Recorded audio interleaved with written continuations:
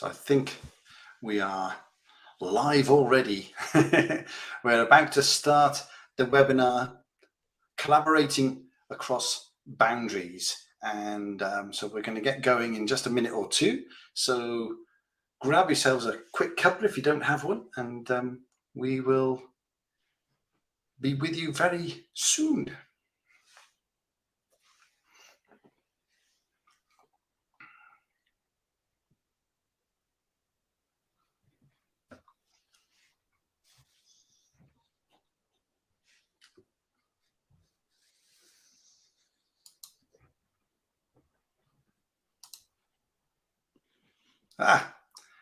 Excellent.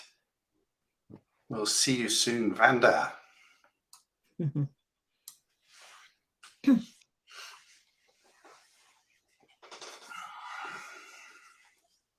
It's high noon, Cathy. That's what it's all about.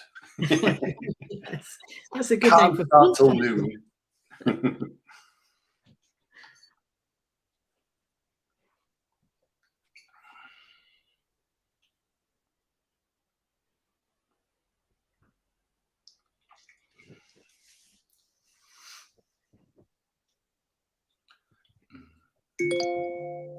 Oh, look at that. It's a nice little beep to get us going. So welcome. This is the third in our series of webinars on the Great Reset. Today, Cathy and I are going to be talking about collaborating across boundaries. It'll be around about 15 minutes. So get yourselves comfortable and we'll begin it. Let me just pull up the first slide. Resetting, collaboration across boundaries. If you've missed either of the first two, check out our LinkedIn group page, and there you'll find the one on resilience and another one on employee experience. But today, it's all about these two things. We're going to share with you 3 reasons why collaboration should be at the top of your worry list. And we're also going to set a 5-step plan out for you to kickstart collaboration within your team, or indeed your organization, depending on the size of your responsibility. So the Changemaker Group is a collaborative group of change and leadership experts. And what we do is support leaders in changing organizations. So let's get started then with the first of the 3 reasons why collaboration is such an issue for organizations right now. So here's the first one, a nice easy one to get you started. What do you think this one's all about? I think you've all got it immediately. It's all about the pandemic. So the thing about the pandemic and the ensuing lockdowns was that it accelerated the adoption of collaborative technology and the associated innovations. So I think that's the bit that we all know very much. Everybody picked up on Zoom and Teams and any other sort of FaceTime interactive tools they could get their hands on to start working in very different ways. But it also created a pause. It created a pause in the existing paradigms of commuting, of face-to-face interactions, of reliance on one income stream, and indeed, even the big picture when it came to work and life. It spawned significantly changed mindsets, and I know Cathy is going to come back to that in a few minutes too. So many organizations have been innovating across traditional boundaries during the pandemic and have seen people emerge who have a talent for making change happen at all levels. Do you know who yours are? Do you nurture and reward the skills and mindsets of the people who can make change happen inside your organization? Indeed, are you doing everything possible to free them up to make an impact? Or are you allowing obstacles and barriers to hold them back? So just some food for thought there when it comes to learning the lessons from the pandemic. So Cathy, over to you. Thank you, Simon. So the second reason is, I wonder if you can work that out, expectations. So let's look at this from 3 different angles. So everyday technological advances have increased our expectations hugely. So a few examples. We expect our data to be protected, but we also expect it to be shared between partners. We don't expect to be asked for the same details over and over again. For example, house moves between solicitors, estate agents, mortgage advisors. And then when you think about health and care, if you're being referred from the GP to the hospital, between departments in the hospital, back out into the community, how many times you have to repeat all of that detail. And millennials in particular, I think all of us, particularly millennials though, expect to be able to do everything remotely, from exams, job interviews, and now starting jobs in lockdown. So another angle, workforce expectations. So these are expectations of employers are much higher. We expect to work for ethical organisations. We want to be able to get things done at work, to make things happen. And younger and older generations are looking for more meaningful work and autonomy and freedom and choice. And we want effective leaders, and we want our leaders to be effective, but we also want them to be human, relatable, and compassionate. Sadly, some employers are failing to get the best out of their staff and failing to retain their staff because they're still stuck in top-down parental mode rather than working with their staff in a much more adult-to-adult partnership mode, a more collaborative style. So the other angle I wanted to flag up is us as consumers and citizens. So our expectations as consumers and citizens in such a fast-paced, complex and challenging world, we do expect high quality and excellent service. So what we want is just make it quick and easy for me. I'm not interested in excuses. I don't want to know why it's difficult for you or not possible for you. Just want it to happen. Give me a well-orchestrated, well-organised, seamless service that works for me as opposed to works for you, the organisation. And we expect to deal with ethical and sustainable businesses. And increasingly, we expect their supply chains, so their suppliers and their partners, to be ethical too. So a few things to think about and a question for you to think about, not necessarily to try and answer here, but to have a think about is, are you collaborating enough to make this happen? So in a competitive market, is a competitive mindset in your organisation dominating over a collaborative mindset between you, your competitors? If you're working in a more of a partnership setting, are you persisting with your agenda, your systems and processes, or are you really seeking to collaborate? And what's your relationship with your workforce? What's the dynamic? Simon, back over to you.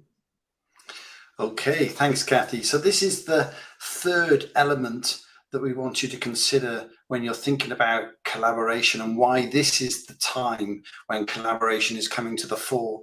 So can anybody guess what this is all about?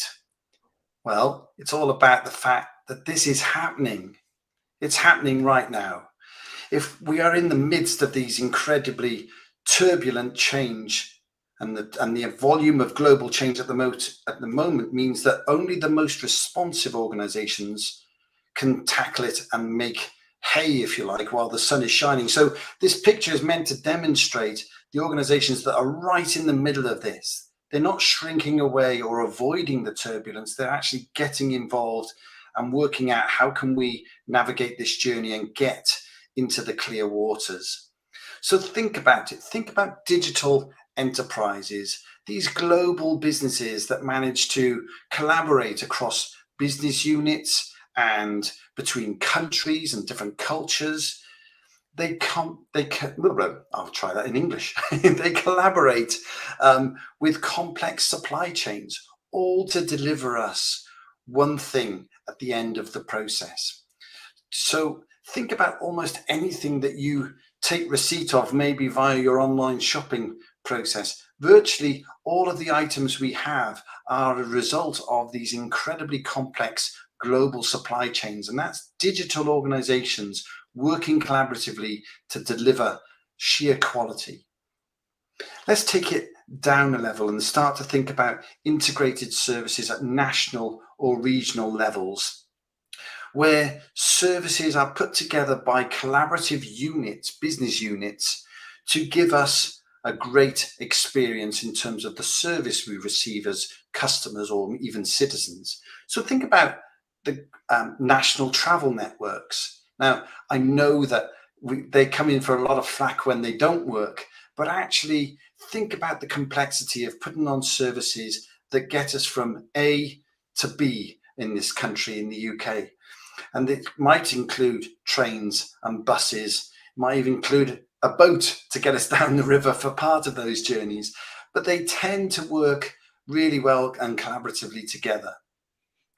Think about utilities, how they get something from the very start, maybe a sort of a water filtration plant through to water in our through our taps. The series of complex trade-offs and collaboration in those processes is incredible, and yet as a consumer we just see the end result. The same with health and care. As Cathy mentioned, if we go to a GP surgery, we expect them to be collaborating with those hospital services and those community services to ensure that we are the center of their focus. And finally, think about agile teams. The most forward-looking organizations are implementing agile team structures. They're flattening hierarchies and they're simplifying communication to provide fluid point solutions. So basically, an agile organization are the ones who see a problem, put the right team together and work on it, regardless of titles and even the departments that maybe some of those people are working in. Instead, they see them as people who can solve a problem in an agile way. And so that's what I mean by it's happening. We know that the most successful organizations are doing these things and are providing us with services on a day-to-day basis. So the question we're posing here is, where you're merging or integrating, are you really collaborating to exceed the expectations of your stakeholders, or are you just forcing maybe two or more sets of systems and processes together in a bit of a clunky way? That's the question I'd like you to consider as we think about the fact that a lot of organizations are actually doing this. What can we learn from them as we're maybe starting to merge or integrate our services with other organizations? So what we're going to show you now is a 5-step plan for collaborating. But let me just check if there's any question. I see that we've got one question here from Nikki Carew. Would you recommend having a person dedicated to collaboration? And if so, what qualities would you suggest that we look for in that person? So I've got some thoughts. Cathy, do you want to chip in first? Yes, I've got some thoughts. So I'm inclined to say no to having the dedicated collaboration person.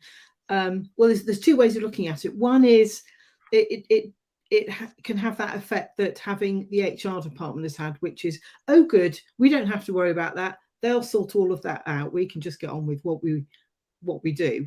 And ideally, collaboration would just be the norm, a normal part of what we do. So I'd be inclined to say no on that scale. At the same time, it would make enormous sense in your teams to recognise who are the natural collaborators, who's really good at it, who's always going to be going out there and looking for people to collaborate with, or looking to build those kind of relationships. Qualities, Simon, you talk about qualities and I can chip in afterwards. Yeah, absolutely. And we have a profile that we use called the GC Index, and there's a specific role in there called the playmaker. It's that person who can look around them and orchestrate activity. So they are thinking about people first. They're thinking about people and how we can bring them in at the right time, how we can move from one part of an operation to another. They look at how we can nurture and grow the talents in the team to enable greater collaboration. So the qualities really are just the people who look at the people first almost, and then think about what are the processes and systems that sit behind that don't make it easy for people to collaborate. And so that's what I see as being a real important thing to think about there. Yes, I think just to add very quickly, I would add, I think those people who recognise that all the people who look at things differently to them have got a really valuable contribution to make, not just on a we ought to basis, but the fact to actually make for a better outcome. So, I love that, and because we know, because there are 5 proclivities that are in the GC Index model, and we've got people who are really creative, we've got people who love to plan and to create clarity, we've got doers, the implementers that like to just get their head down and make things happen, and we've got polishers who like to seek continuous improvement. So all 5 roles play a really important part if they have the mindset of someone that wants to collaborate and wants to work with people who have those different energies as they're moving forward. So let's take you on then to this 5-step plan, because these are effectively the ingredients to help you increase collaboration. So ask yourself, how can you capitalize on the changes that have happened over the last few years? So Cathy and I are going to tackle these between us, and then I'm going to share with you what's the sort of secret sauce for getting the best out of these 5 ingredients. Cathy. Okay, so the new mindset. It's well known that the employee mindset, psychological contract between employers and employees, has been changing over the years. It's shifted from that very deferential to a much more consumer focused type psychological contract and expectations. But what's interesting is the pandemic appears to have accelerated this and had a big impact on this. It's made people really stop and think about what really matters to them. And I'm not just talking about remote working. I've been working with numerous mid and senior level professionals during the pandemic who are seriously rethinking what they want from their lives, from their jobs, their careers, how and where they want to work, who they want to work with, and who they want to work for. So I think the interesting thing about, you might say that's not a new mindset. I think it's a new mindset in terms of where some employers have already been, and I wonder how many are keeping pace with this shift in that direction. Yeah, thanks, Cathy. I'm conscious that we're slightly over the 15 minutes that we planned for, but really keen to take your questions if you have any as we go through. But the second one here, easy collaboration. This is what people experienced during lockdown. Operational workers were able to reach out to their peers in different organizations and just get on with the job. They were discovering many shortcuts along the way. And we now, as leaders in organizations, need to find out what those shortcuts were and see what we can do with them. So the third one is the flat hierarchy. So in the face of all this unprecedented change and the ongoing uncertainty, that whole sense of we're all in this together had the effect of flattening traditional reporting lines and in some cases bringing different levels of employees together.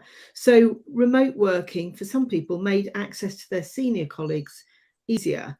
And interestingly, some companies even went as far as replacing the traditional top-down hierarchical decision-making with network teams of mixed seniority, real diagonal slice, the right people who've got a good perspective on the problem, with delegated authority to tackle urgent or really tricky problems, and to come up with innovative ideas, maybe radical ideas that ordinarily would have got squashed had they come down the normal routes. So, Simon. Yeah.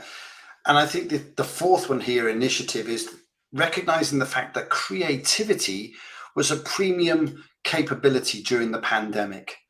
Decisions had to be made quickly and sometimes without this access to established ways of working. So new challenges precipitated new thinking. And again, how can we utilize that? Cathy, on the last one.